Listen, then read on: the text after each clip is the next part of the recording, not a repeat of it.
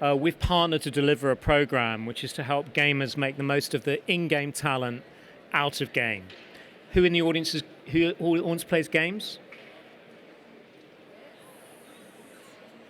Great, brilliant. Okay, well, a lot of this will be, you'll know all about this. So, if you play particular kinds of games, they demand particular kinds of skills. You'll know that. But there are particular games which provide particular skills, and that's what Game Academy is all about. Now, increasingly, employers are interested in some of the skills which gamers use in-game. You start to see across the labour market lots of different sorts of pockets of people who are starting to put the connection between games and skills and work. And there is a connection between games and skills and work, which we've worked on and out and through doing different scientific things, and then also through talking to employers and other people. So there is a connection between game skills, digital skill, which are essentially quite often digital skills, and soft skills, and the demands of the workplace. And you find it in particular industries as well, like cybersecurity, like software development, software engineering, and a few others as well, like aviation as well, and manufacturing, advanced manufacturing, which demands some of the skills, for instance, which you might have in sandbox games, and which you might have in complex games, in games like Age of Empires, Crusader Kings, and also some skills which are required in games like Football Manager, which is very much about spreadsheet management, as you'll know if you play a game like that.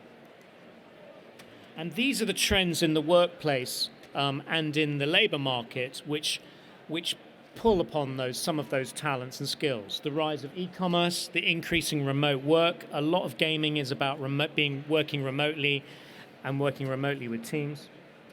And also, for instance, increases in amounts of storytelling. And if, for instance, you play a game like Dreams, or you play a sandbox game, you'll understand that there's an enormous amount of creative activity which happens in games and which happens in the game space.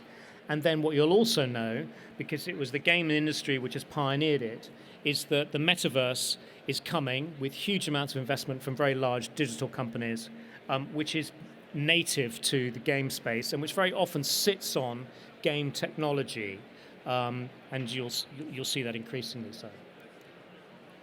There's also increasing self-awareness of the power of games. This was a survey done a few years ago about people starting to understand themselves, and gamers starting to understand themselves about the power of their gaming. So what we do at Game Academy is we do several things to sort of surface the talents of gamers. We've devised analytics, which is based upon an open data source delivered by shared by Steam, and that our data scientist is one of the best in the world. So we've developed analytics, which basically provide gamers with an assessment of their game skills. We've developed some online learning, which is endorsed by curriculum organizations and which was supported, all of this, by the Department for Education and others, to help gamers kind of understand and grow their game skills. And Julia will talk to you about our relationship soon, about what we've been doing with Speakers of Schools. And also we've got a community of about 800 gamers now, small, very small, on Discord, which is about conscious gaming and people who feel consciously powerful and are interested in their game skills. This is how you get to our analytics initially if you're kind of working remotely through our website, and then we provide you with insight, both graphic visualizations and also some text-based kind of insight into your gameplay from pulling data from your analytics, pulling data from your profile, be it on Steam, be it on PlayStation or Xbox. And then we take you on a journey. This is just a short little excerpt, but we take you on a journey of quests and challenges, which ask you to reflect upon your game life and then your real life and make connections between the two. These are just some stats of where we've been so far. 14,000 of our quests and challenges have been completed, 4,000 gamers, and I'm very proud to say that some gamers who have worked with us, have gone on to get some work, not directly related obviously, to just working with us.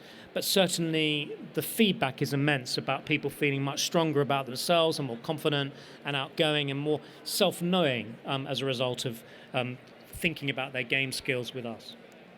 So we've teamed up with Speaks of Schools and Julia, who's my partner in crime on this, and Julia's going to tell you a bit more about that. Yeah, and I don't know all your ages, and I don't want to assume, but let's say some of you are 19 plus. You definitely need to speak to David about the work and the programs and the services that Game Academy can offer in their own right. I work for Speakers for Schools, which is a charity organisation created and founded by Robert Peston, who you might have seen a lot on the television. He's the ITV journalist. And I'm very proud to work on lots of initiatives which are for younger people still in state education, whether it's school or college, and it's predominantly work experiences and opportunities to support your career aspirations for 14 to 18-year-olds.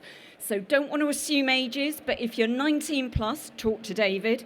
If you're in that 14 to 18 age bracket, do talk to me and my colleague Sue, who's back at the stand. What do we do? Lots of stuff, but with Game Academy, we have inspirational talkers, we do virtual work experiences, we do face-to-face work experiences, all free to state-educated schools, colleges, and for young people. Death by PowerPoint. Don't do this normally. I'm going to whiz through, and I'm going to get to the stuff that you need to know. What we've done with David is we've put together a 5-day 16 or 24-hour experience where you indulge yourselves with other gamers who are in that age group of 14 to 18-year-olds, and you meet, roughly speaking, during the week, 13 industry experts. So we run workshops. You do that games analytics so you understand the powers, the drivers, what you are developing in-game that's going to be relevant to your in-life, in-work career in the future.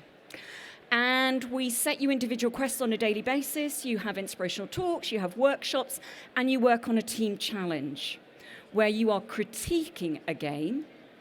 Oh, there we go. A program, as one prepared earlier.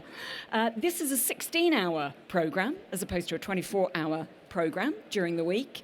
And actually, this is one that we ran last August in the end of the summer holidays. So we did a sort of like a 3 till 6 sessions, and then people had homework in the evenings, went off and did quests. But it gives you an idea of what we do. But by the end of the week, you will have worked with 7 other people in a team, critiquing a game, seeing where you could add value to ensure that you could bring more gamers to the game, and how you could ethically commercialize that game to reinvest into the game itself. You present to industry experts on day 5, and we have watched stunning team presentations, and some of the animations that young people have developed just in 5 days to wow the judges has been phenomenal. Here are just some of the people that we've been working with, and I can never remember all of their names, but we've had people from Sumo Group down in Nottinghamshire, Derbyshire. We've had, you can read some of the names, but some of the big hitters have been on our boot camps to inspire and to give their advice and guidance on their career journeys. These are just some of the comments from people who've joined us. We have now had boot camps with around 240 young people, 14 to 18-year-olds, over the last 18 months. Oh, stats and facts. Always love my stats and facts. What does this tell you? Well, what it tells us is there's some stats and facts, but actually, from a neurodiversity perspective, what we find in particular is that young people and adults with autism have incredible skills in terms of playing video games, and their future in work is bright if we can help them to get in front of employers in the right way. 20% of the students that we've worked with have been on what we call high-level autism spectrum. And we've been able to make reasonable adjustments to enable them to take part. And some of their ideas and their animations and their articulation of their skill set has just been phenomenal.